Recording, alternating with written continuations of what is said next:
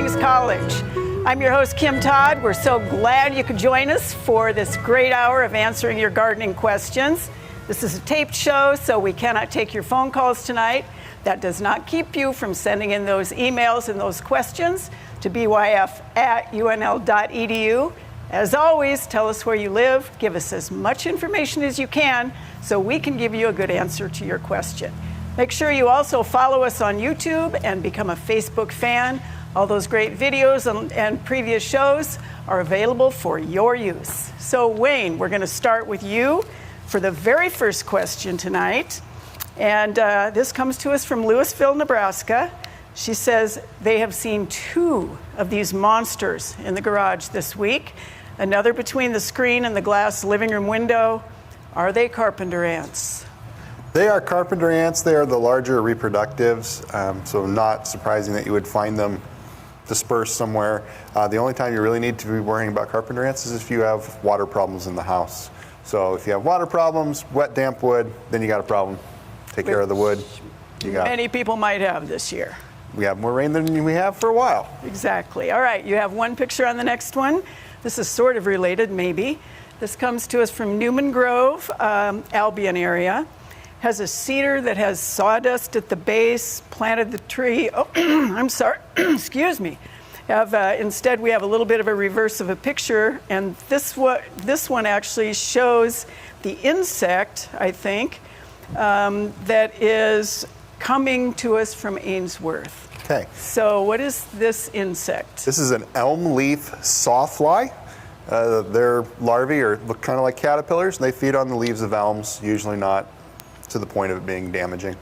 All right, so a beautiful thing, but no big deal. No big deal. All right, our next question, I do believe, is the one that comes to us from, where's this one? This one is tons of these little bugs floating in our pool, and they like to climb onto the raft and sting. They leave red bumps that itch for a week or so.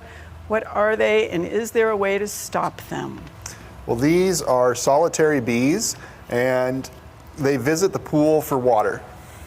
And they fall in, they can't get out, so then when that raft is floating by in the pool, they climb up on that. So if you really want to help get them out of there, leave something floating in your pool. Whether it be like a little boogie board or something like that. That way they have something low down to the water they can crawl up onto, dry off, and fly out. All right, so the red itchy bumps are just... They're stings, and mostly probably because when they're on you, you handle them, and then when they feel trapped, they defend themselves. All right, excellent. Thank you, Wayne. Let's see, Rock. I think we have 3 pictures for you on the next one. This comes to us from Ogallala. It is unwanted grass in the blue grama lawn. It's invaded mostly on the perimeter, but also in the center and in outlying areas. It pulls easily, but she's saying now it is an invasion. And she wonders whether the blue grama will win. So a couple of great questions. And actually, I see 2 annual grasses in here. I see downy brome, which is the one with the kind of the second picture, which is kind of the leaning over, look like the weeping seed head. And then the next one, which is more white, is it looks like winter wheat to me. So you've got a couple of things going on in there. But regardless, they're both winter annuals. So the blue grama is probably going to win because they're going to die with the heat of the summer, turn brown, and then you're going to be mowing the blue grama, and it's going to take advantage of its superior genetics in the heat of the summer and do really well. If they really want to be aggressive and they're worried about further invasion, since these are winter annuals, they can use a pre-emergent herbicide. Any of the turf pre-emergent herbicides will do a pretty good job controlling downy brome and that winter wheat. I'll just be surprised if they see the winter wheat because it doesn't like mowing. All right, thank you, Rock. You have 2 pictures on the next question. This comes to us from Beatrice. They're saying this grass has been spreading in the lawn since they overseeded bare spots a few years ago. Grows faster than the other turfs, lighter green.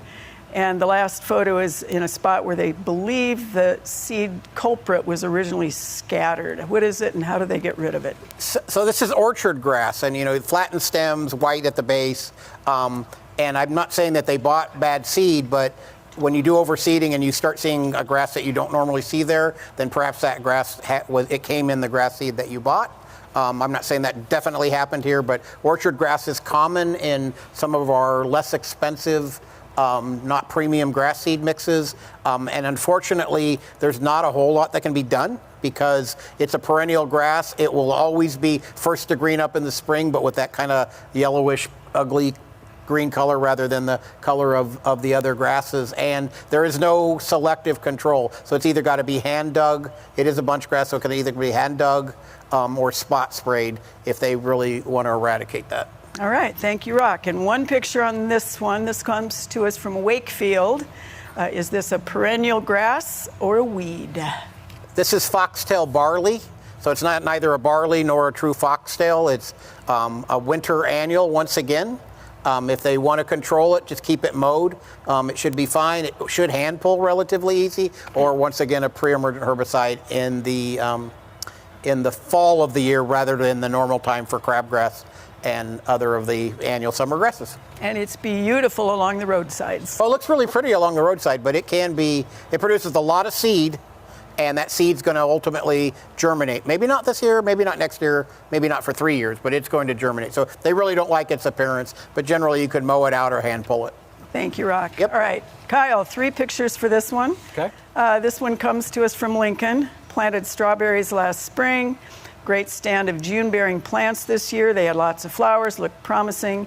Now, all the fruit is either drying up or softening to gunk before it turns red. What in the world? This is most likely botrytis blight of strawberries. Very common this year, especially, we've already talked about how much moisture we've had this year, and when we have a lot of moisture and some kind of cooler than normal temperatures, botrytis is very common, and I think that's what's going on with these strawberries. And? You can do a fungicidal spray. Really, any sort of broad spectrum fungicide would work for that. The best thing to do, though, anything that you can do to improve airflow through that, because that botrytis is going to really thrive when you have a high humidity environment, and based off of that stand, it looks like things are pretty humid inside of those leaves. All right, thank you. 2 pictures for the next one. This comes to us from Lincoln. Chives seeded themselves in the garden, grew beautifully, set flower buds, and then collapsed with these spots. What in the world? Yeah, I am not sure on this one. I had spent a lot of time looking online, and the only thing that I could find that would give black spots on chives or even onions are really aphids, and these clearly aren't aphids. And so this, unfortunately, we can only tell so much from a picture, and so this would be a situation where I would certainly ask for a sample to come into the clinic. If they are collapsing, though, I would probably just try to remove those so that whatever it is doesn't spread. All right, and don't eat it. Correct. All right. 1 picture on the next one, and this one is papillion. Garden looked great, however, the English cuke plants are looking sick. Any idea? And I think we had one that had anthracnose that looked like this last week. Yep, yeah, and I think it's the same sort of thing is going on with this one too. And cool, long, wet spring, anthracnose has been very common. Once it starts to warm up and dry out a little bit, anthracnose shouldn't be as much of a problem on those cukes. All right. Kelly, first question, 1 picture. This comes to us from Hastings, Nebraska. Landscape is about 4 years old. The shrubs, they're viburnums, were planted too close together. They want to dig up the far left one and move it over without damaging the center one. Is this possible? And is this when it should be done? Okay, yes, you can dig it up and move it. Those roots are intermingled together, so you are going to damage the roots of the one next to it. But if it's otherwise healthy, if you keep that soil uniformly moist, not too dry, not too wet, I would think that would recover for you. So if it needs to be moved, you can go ahead and move it. The best time to do that would be either this fall, maybe getting close to when it's about leaf drop, or maybe even a little sooner, or you could wait and do it early next spring. All right, thanks, Kelly. 1 picture on this one also. This is a Springfield viewer. This is a lilac they planted last year. The other two look fine and didn't have this strange growth pattern. This one apparently has decided it wants to be a giant. Should she prune off those two top things? Yeah, you do. Sometimes you have those errant stems. They just really go to town. So it would be best to go ahead and clip both of those as close to the ground as you can. And then that smaller tuft, you'll have a nice, smaller, compact shrub. And as time goes on, you can kind of train that. If additional ones shoot up, then I just keep clipping them out. That's all you can do. All right, and one picture for this one, Kelly. This is an Aurora viewer. She's wondering when broccoli is ready to pick. Okay, broccoli is a clump of little immature flower buds. So it's ready to pick. Right now, this one looks like it's about ready to pick. Usually when it gets to full size, so 4 to 8 inches, depending on the variety that you have. Usually it's starting to get a nice green color, a little bit darker green color. But the important thing is that it's at that nice, tight head. Those buds aren't starting to get a little bit larger.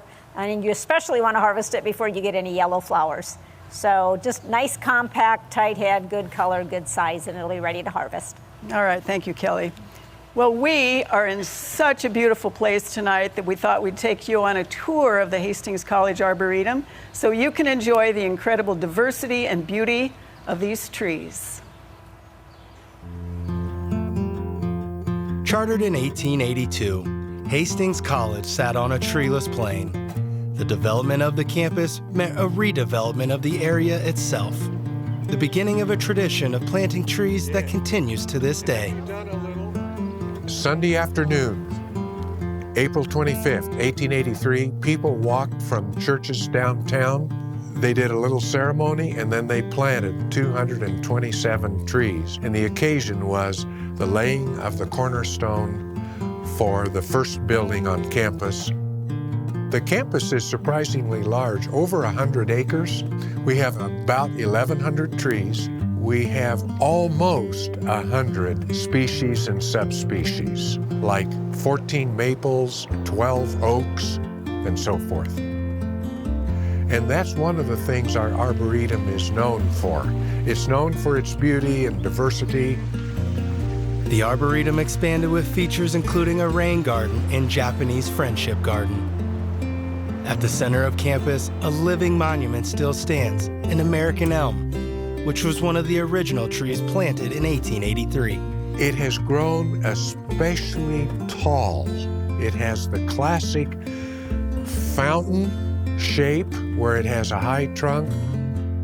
The branches spill over, and I collect seed and send it to the Nebraska Statewide Arboretum and the Nebraska Forest. And they grow from seed and sell them or give them. Usually they're about this tall in little pots all over Nebraska. The trees have become a metaphor for lifetime learning and growth. The continuing tradition of the planting and the care of these trees continues to offer numerous benefits to the campus and Hastings community. Nebraska is known as their prairies, but there's something to be said about seeing just a beautiful shade-covered lawn.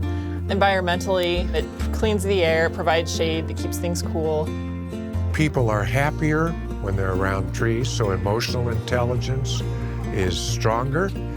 People like being around trees.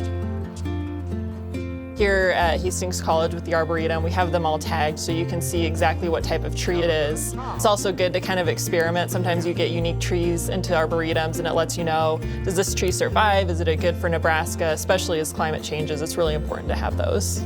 Our students are learning environmental stewardship, and once you plant trees, they will never be lost on them. And then the students here will keep coming back to check on these trees because they had a hand, they got their hands dirty in the soil.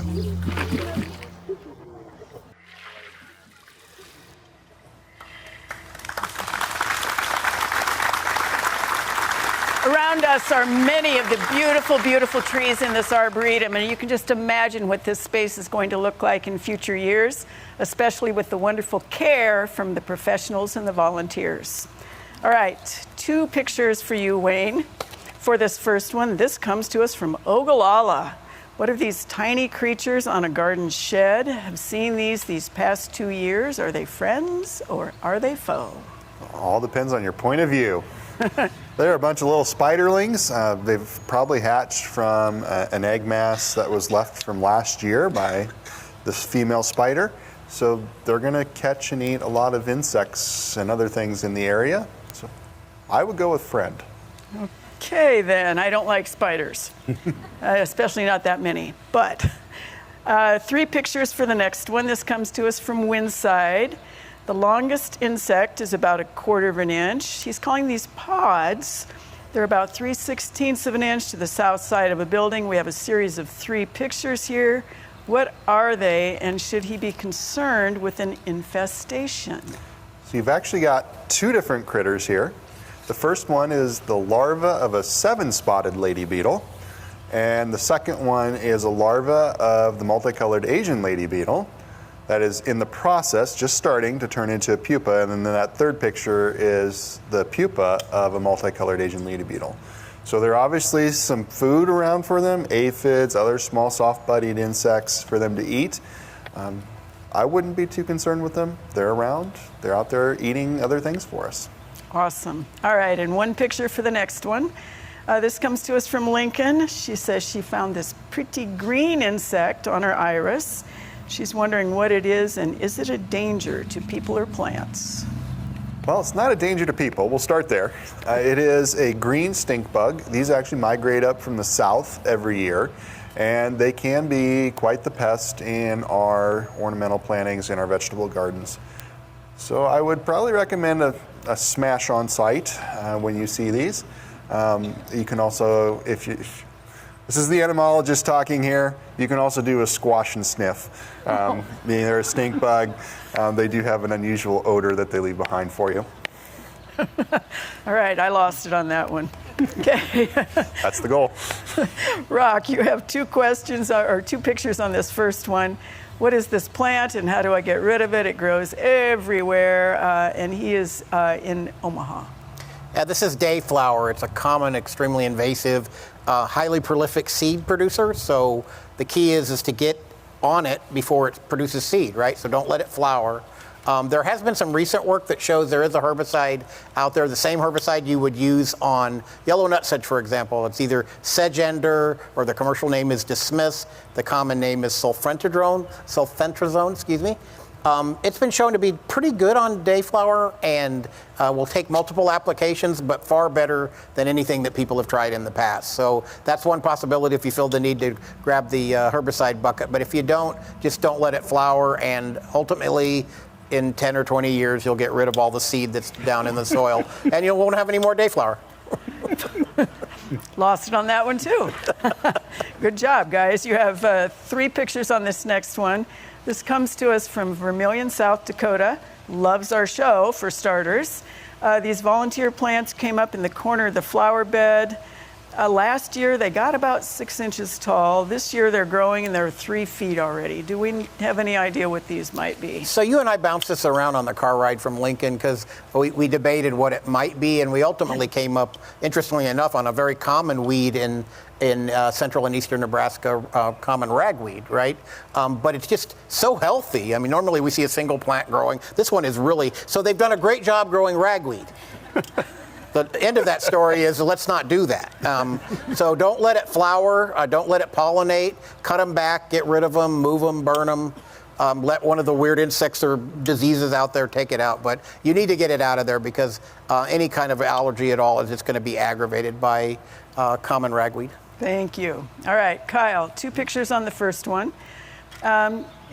He's wondering what is causing the dark shriveled petal edges of the 30-year-old Mr. Lincoln Rose.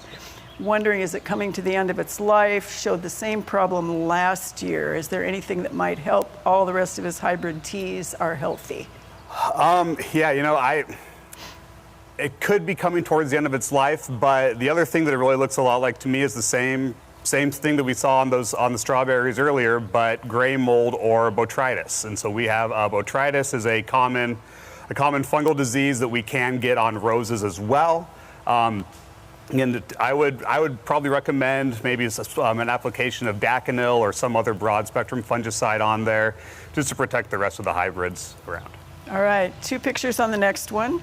This is a West Point, Nebraska viewer who has English ivy and has these spots, so you can see the ivy there. Can't find any bugs, worms on the leaves. Are the spots concerning or nothing to worry about? So you can sleep better at night. We'll say they are nothing to worry about because it's most likely this is bacterial leaf spot on English ivy, caused by there's two different bacteriums that can cause these similar leaf blights. But we have that black lesion with a kind of a big yellow halo around it, very typical of bacterial diseases. Unfortunately, there is really nothing to do about bacterial diseases aside from endure them and try to physically remove the infected foliage that you have. All right, and one picture on the next one. This comes to us from Hardington. Newly planted shrubs developed bright yellow mass. You can see it on this fine line buckthorn. They did have a hailstorm. They wondered if the hail caused this lovely bright orange. The hail did not, but I agree that it is a lovely color, and it really causes some cool deformation of the plants too. But this is buckthorn rust. Very common right now. I've actually had 4 pictures of it come into me in the last week as well. On your buckthorns, really not a whole lot to worry about. Once you are seeing it already show up, control is too late anyway. Now, if you were an oat farmer, then I would maybe be concerned because the alternate host for buckthorn rust is oats. That can be quite of a problem there, but in your ornamental buckthorns, I would just recommend pruning those out. All right. Kelly, 3 pictures on the first one, and it's sort of related to your next set, but these 3 are, she thought she had gotten these beautiful hydrangeas. They had beautiful flowers. She wondered if she messed up because she thought they were smooth hydrangeas, so they do this all the time, and instead she got this one year and they look kind of like that, and then she got nothing. And is there any hope of getting them, the big leaf hydrangeas, to bloom like that again this year? Okay, yeah, and I think she mentioned that she pruned them in the fall. So big leaf hydrangea is one of the hydrangeas that blooms on older wood, primarily older wood. And so by pruning them in the fall, you were removing all of the flower buds. There's also other issues with big leaf hydrangea. That's hydrangea macrophylla. So if you keep that tag when you buy it, you can see which one you have. Is it smooth? Is it big leaf? Is it panicle? And that'll help you to know when to prune. So hydrangea macrophylla is some of the big leaf hydrangeas. And if you prune, if you prune them in the fall, you're removing all the flower buds. So they also have issues with hardiness sometimes here in Nebraska. So you get a hard winter. That can, even if you prune them correctly, that can affect blooming. They don't like heat and humidity really well. So sometimes that can affect blooming. And once you kind of mess them up, they may not ever bloom again. So you can enjoy them. They look like a pretty plant, but they likely will not ever bloom again. So with hydrangeas, again, just know what it is, keep that tag, ask at the garden center, wherever you buy it, what age wood do they bloom on. But the big leaf bloom on primarily the older wood. All right. If you have to prune them at all, we don't recommend a lot of pruning on big leaf, but if you have to prune them at all, make sure you do it right after blooming. All right, 2 pictures on the next one. This comes to us from Martell. She bought mountain hydrangea. The leaves are starting to curl. So what is the curling of the leaves all about? Mountain hydrangea is a compact form of that big leaf hydrangea that we were just talking about for the most part. The plant looks healthy other than the curling of 1 or 2 or 3 leaves. So I don't see any disease, insect, anything like that. So first thing I would check would be the soil, to make sure it's not too wet, not overly dry, but I would make sure it's not too wet. If it is fairly wet, pull that mulch back that's around that plant and allow that soil to dry out in a little bit and see if that'll help. But otherwise, just clip off those brown leaves. All right, 2 picks on the next one. This is just for fun, and you get it because last week Lauren got it. Kyle, a different one. This comes to us from Lakeside, Nebraska. This is in the asparagus patch. Yep. What in the world? This is a super duper cool one. I'm glad I got it. This is fasciation. Yeah, I knew Kyle would be jealous. Fasciation. is what it's called. And if you show that, the next picture, you can see the stem is very flattened and kind of looks ribbon-like. But then I think because the stem is misformed like that or deformed like that, then that's what made those spears kind of go up, and it looks like in a spiral. It almost looks like a flower. It's really cool. You know, I guess we're not 100% sure exactly why it happens, and Kyle, if you know better, you can say, but usually it's some type of damage to that apical meristem. It might be, it might be herbicide, it might be environmental, it might be mechanical, but something damages that growing point, and it just makes the plant go goofy. And you get this nice flat ribbon, and we call it fasciation, and usually just clip out what you see, but enjoy it, because it's cool. And there is a bacterial disease that can cause similar issues, but we are yet to confirm that in Nebraska. So let's hope that's not what it is. And I think they just wanted to create an asparagus tree. It looked beautiful. It's cool. Welcome back to Backyard Farmer. Coming up later in the show, we're going to have a really cool segment on something called aquaculture, not Aquaman rock. But in the meantime, we have Kelly, who has the absolutely beautiful plants of the week. Okay. I think they told me they were going to zoom in on them here. So the red one is Maltese cross. Beautiful red hummingbirds love red, so I think they would be going after that one. And the grass is June grass, which I told Kim I've never heard of that. I've maybe seen it, but I've never heard of it. But it's June grass. It's a native grass to Nebraska, and obviously it's blooming now. So I'm guessing a cool season grass. It is a cool season grass, and it goes dormant. And it's absolutely beautiful in this part of the state. So this seems to be where it grows best. I see it in the pastures and places like that. Well, with our garden being installed, we are trying to keep those insects from eating everything and hoping we get the good bugs and not the bad ones. So here's Terry for a minute in the Backyard Farmer Garden.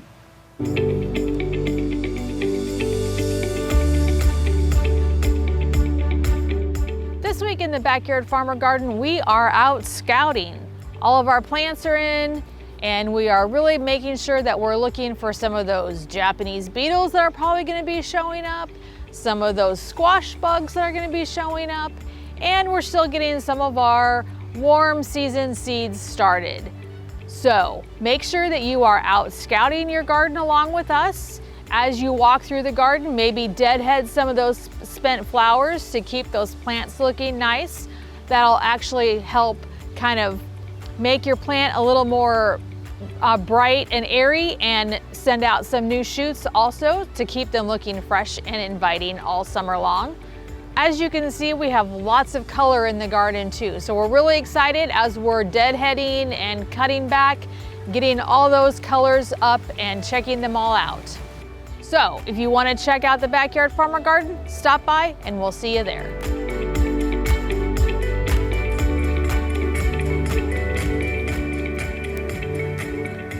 Well, and we do hope it is the good bugs that visit and the bad bugs that stay away.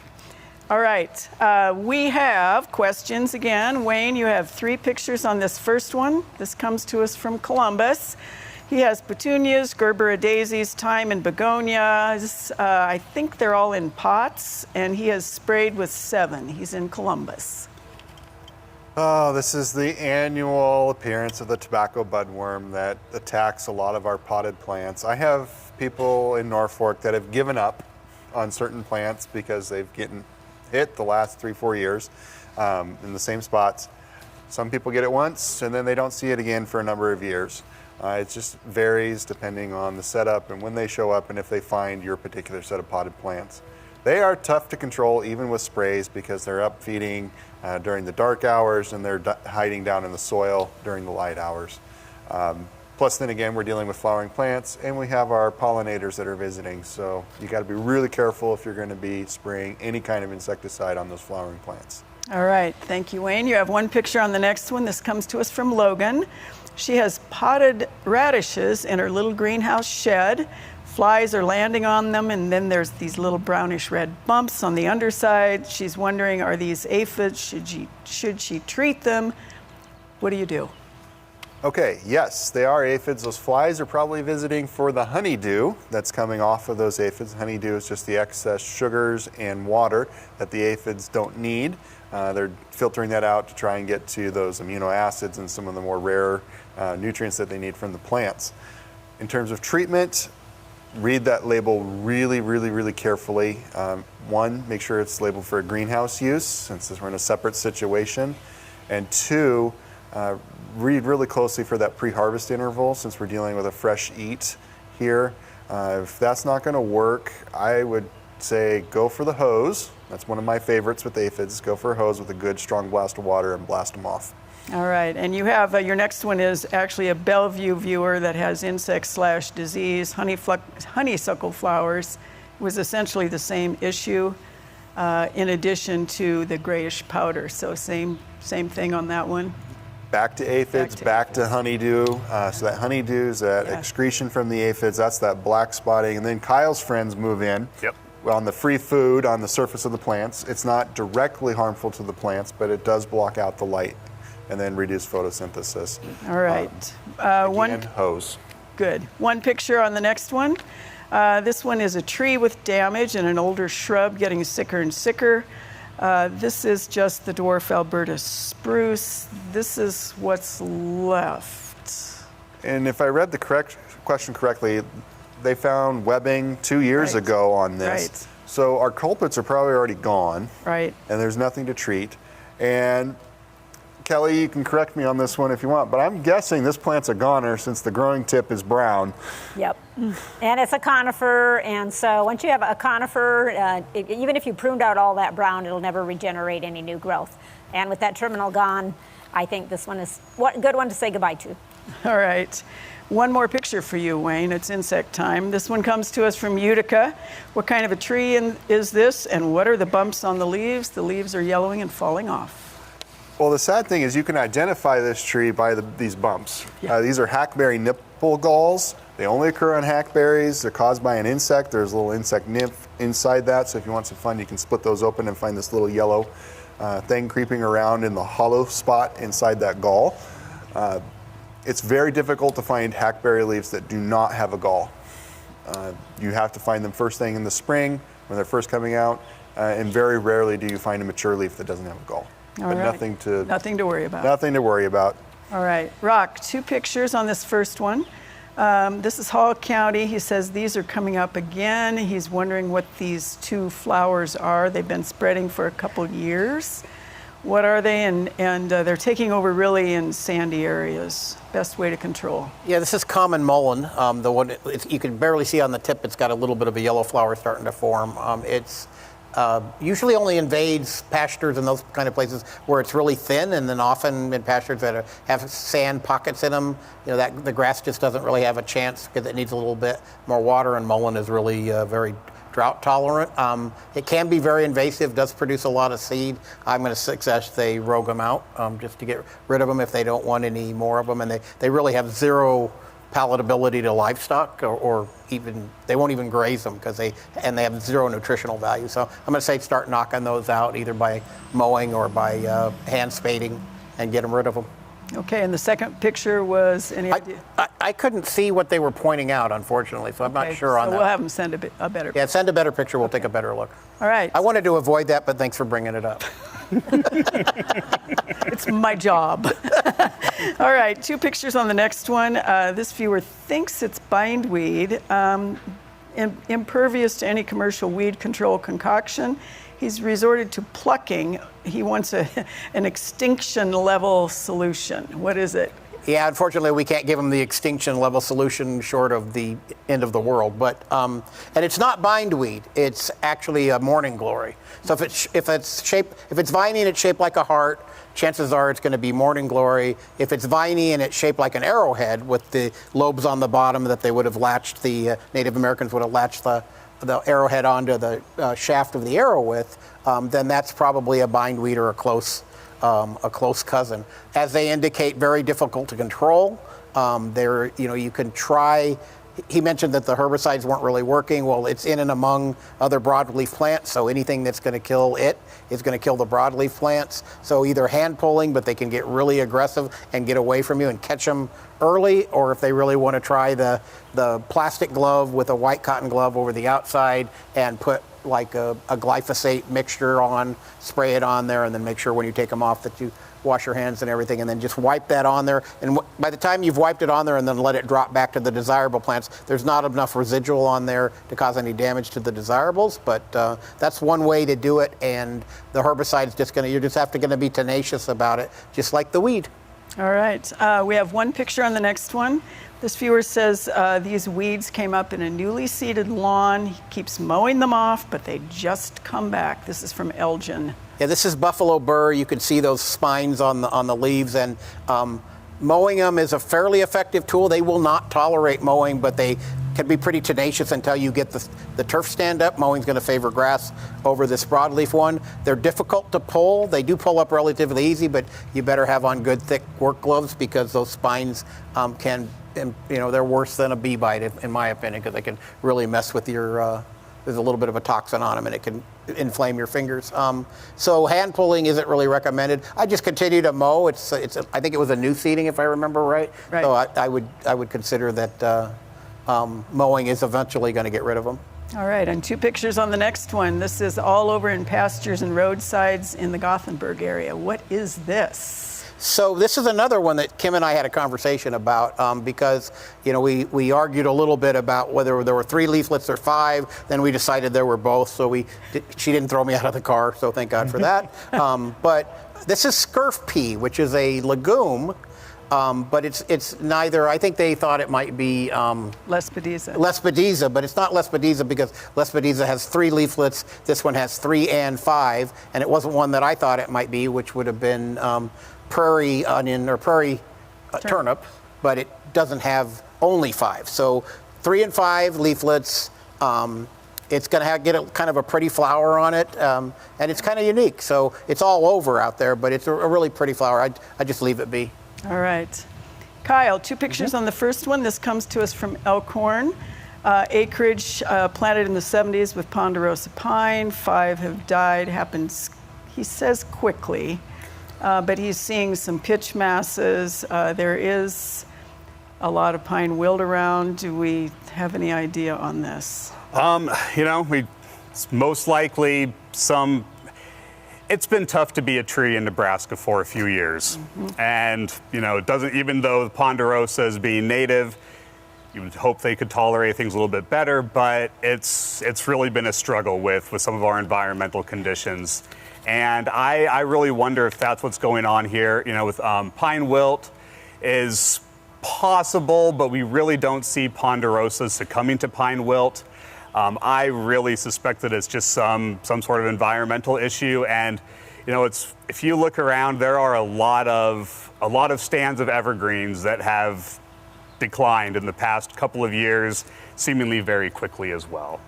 All right, and Wayne did see the insect damage, so it's either... Yeah, that pitch tube is pretty indicative because it's got the hole in it. And so usually what happens is that tree will try to eject that insect by pushing all that sap out. And sometimes that succeeds and that insect gets trapped in the pitch tube. And sometimes that insect wins and manages to stay in there. All right. This is a Council Bluffs viewer, Kyle. Bur oak with crack and seepage. Large crack. It's a 50-year-old bur oak. It's been happening for at least 10 years. A couple of dead branches, but this is pretty significant. There, you can see the close-up here. Yeah, this is not a tree that is long for this world. So I would, recommend getting rid of it. When you have a crack this large on the tree, and when you have seepage, that much seepage on it, that's a sign that there is something else that's going on with the tree. When we have that wound, there's a lot of other fungi, bacteria that can get in there and cause some more rotting. And it did look like it was fairly close to the house as well. And as we've talked about many times, whenever you have a declining tree, you want to look at everything that tree could fall on, and can you tolerate a giant tree falling on that? If the answer is no, probably time to get rid of it. All right, 2 pictures on the next one. This is near Louisville on an acreage, and you get it because the concern here is oak wilt on big, mostly bur oak. Yeah, I don't believe that this is I don't believe that this is oak wilt. Bur oaks are susceptible to it, but really we would need some sort of sample in order to really determine. One of the issues with the fungus that causes bur oak blight or causes oak wilt, sorry about that, is it actually survives in the petiole. And so if we just get some leaves, that's really not enough. And so we would actually need some petioles and branches in order to confirm it. All right, and 2 more pictures. This comes to us from Adams, 2 mature concolor firs, approximately 30 years old. One is showing a fair amount of decline. Yeah, it's been a hard life for trees in Nebraska, and then this one as well. I've seen a lot of the inner needles were brown and kind of dropping, sign that there is most likely some either rhizosphaera or stigmina, some sort of needle cast fungus that is in there. But that one that's declining, it's probably not. Yeah, pathologists don't like trees because it's by the time somebody comes to us with the tree, more often than not, the answer is probably time to get rid of it. So, all right, speaking of, Kelly, you have 2 pictures on this next one. They had a bad hailstorm. This comes to us from Lake Trenton. She wanted to show us what happened basically June 29th, 23, and then this year. And so they tried to save this honey locust, and this is this year. Yeah. It looks like very severe defoliation, and not only, if the hail would just defoliate it, an otherwise healthy tree might produce secondary leaves and leaf out again, but to do it repeatedly, 2 years in a row, and when I zoomed in on that, it looked like a lot of the foliage that was on there was more sucker growth almost. And then the second thing is hail causes a lot of wounding on the twigs, the branches, even the trunk. And Kyle will say then you can get some secondary issues in there. So if you want to, you can go ahead and hang on to that tree. If by another month it produces secondary buds, it leaves out, then go ahead and keep it. And if it's that sparse looking in another month, I hate to say it, we're the same way with trees. It might be time to consider removal. All right. Maybe give it a little bit more time here. You have 2 pictures on the next one. I think the answer is simple. This is a Plattsmouth viewer who has a birch tree. They're wondering if it would live if the dead half was taken off. Okay, so a lot of times river birch clumps, you have like 3 separate or 2 separate trunks coming out of the ground, and this one is actually one trunk and then it's a codominant stem. So the side that's completely dead, to remove that, you're going to have to create such a large wound on that tree that they would never seal, it would never close up and get decay in it eventually.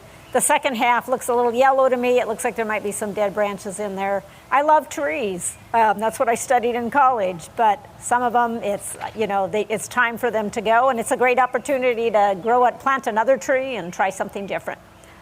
All right, and 2 more pictures, and this is just basically for our viewers, Kelly. This is a lightning strike 9 years apart, and they wanted to show the results, which is this first picture. It was a pin oak, and this was the lightning strike, and it's time for that one to go down. Yeah, and I think the second picture is like 9 years later. Right. So that really shows the delayed response that trees have to damage, and even just with lightning, it's hard to assess. A lot of times, if it's not clear, all the bark's blowing off, large branches are broken. Sometimes we'll say take a wait and see attitude, but they waited 9 years, starting to decline. All right. Hate to say it, time to remove it. Thanks, Kelly. Well, last time on Backyard Farmer, we had a great segment with David Holding's pond. This time around, we're going to see the aquaculture, or the way that he is actually growing food in his own backyard pond. So the more plants that you have in your pond, the less problem you have with excess nitrogen. And excess nitrogen means you have algae growing and cloudy water. So aquatic plants are expensive, and I thought, why not experiment with other interesting vegetables like colored lettuce and and red Swiss chard. So I've been trying various things. Some things do well with submerged roots, others not so much. But as you can see, these vegetables are thriving, and I have no idea how big they're going to get, but they're certainly helping to take the nitrogen out of the water. So I have basil in the middle, various red lettuces. I have some red Swiss chard that I just put in. I have thyme that seems to be doing okay. Mint likes to have wet feet. Lavender hated it, that died almost immediately. There's some fennel growing in the front as well. So it's just an experiment. Just an experiment. And that was really a very creative way for David to be able to show how to grow things in kind of this funky floating thing. It was just very clever. He did say he's not going to eat that food, just in case, but you could. All right, I think we have maybe an announcement that didn't quite make it onto the screen. Sometimes that doesn't happen. But we have the Wachiska Audubon Society Garden Tour on June 22nd in Lincoln.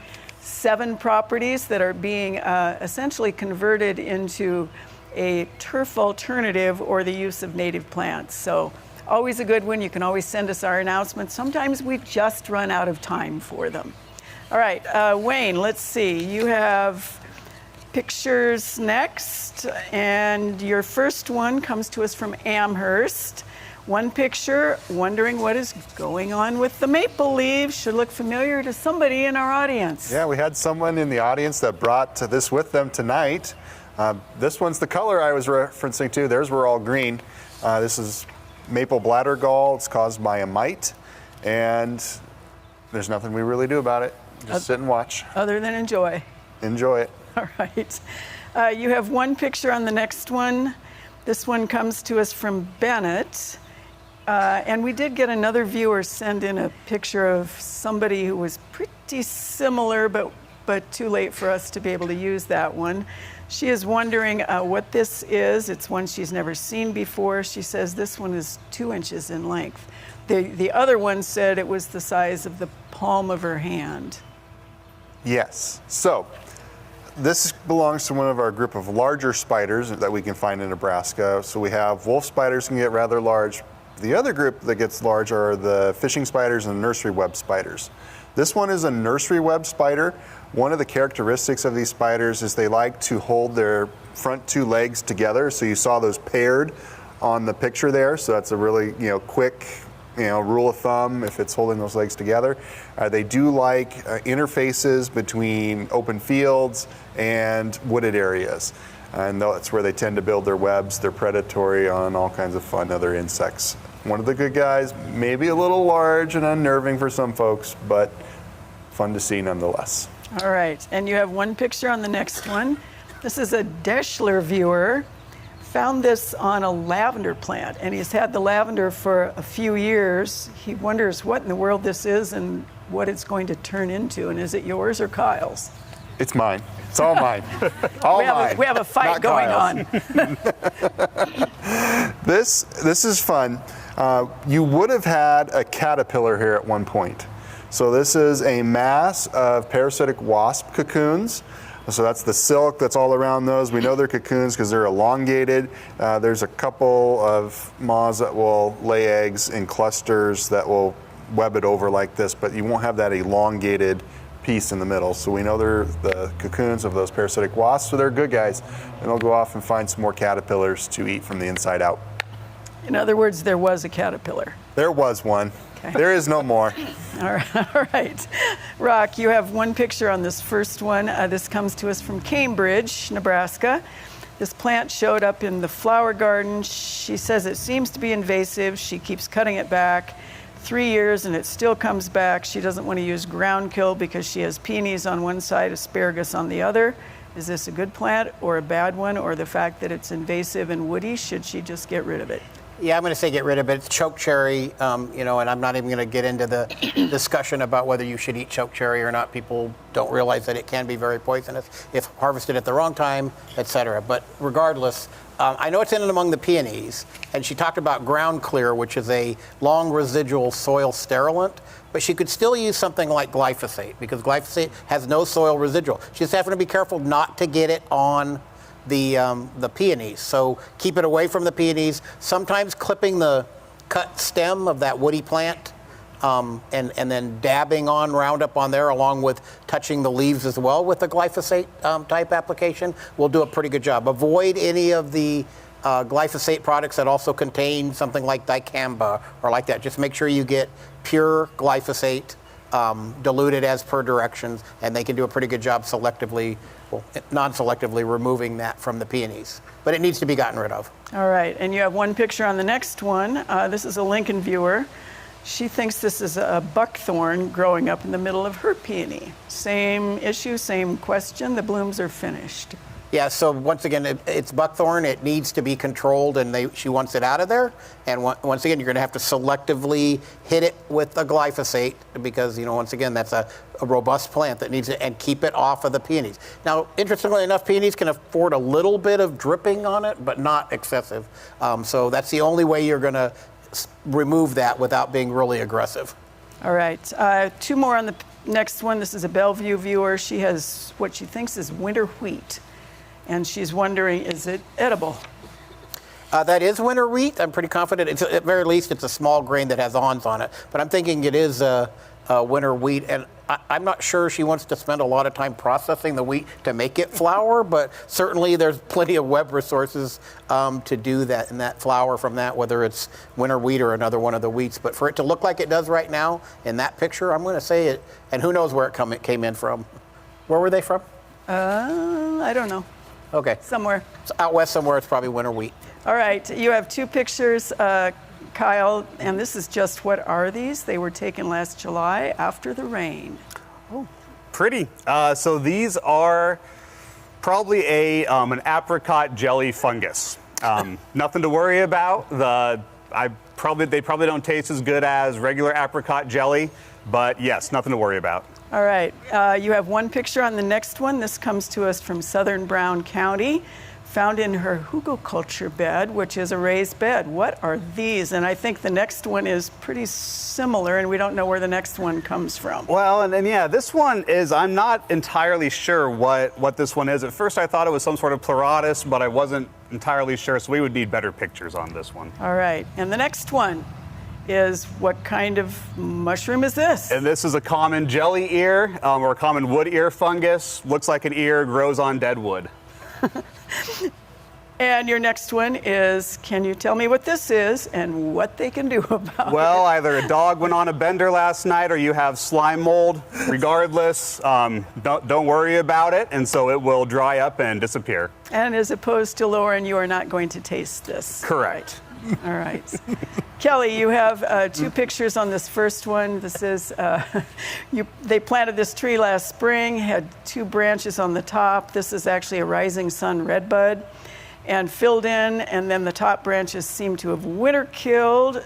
They know that we're going to say this is from South Carolina, don't do it, but can they go ahead and prune the tops out of these and start kind of a new leader? You can go ahead and do that. It's young enough, it's small enough. You can remove the dead. You can stake one of the side ones up and try to get to be a central leader, but it's still a red bud from a southern source. So you may do all that work and achieve, and it may still eventually winter kill down the road or keep dying back. All right, and we have about 1 minute, and we have two pictures, and this comes to us also from Lincoln. What is causing the leaves on this oak to drop? This is herbicides being sprayed in the neighborhood. It looks like herbicide injury to me, and if it's severe enough, you'll get some leaf drop, but hopefully the tree will tolerate and it'll be fine next year, or may put on some new leaves this year. But everybody be especially now that it's getting nice and hot, be very careful about applying herbicides because they can drift more readily in the heat or volatilize. Well, and unfortunately, I do think that a lot of people don't realize that herbicide drifts so quickly, especially in the heat. So be careful just yell at your neighbors. Just go yell at your neighbors and tell them not to do that, especially if we're in the heat.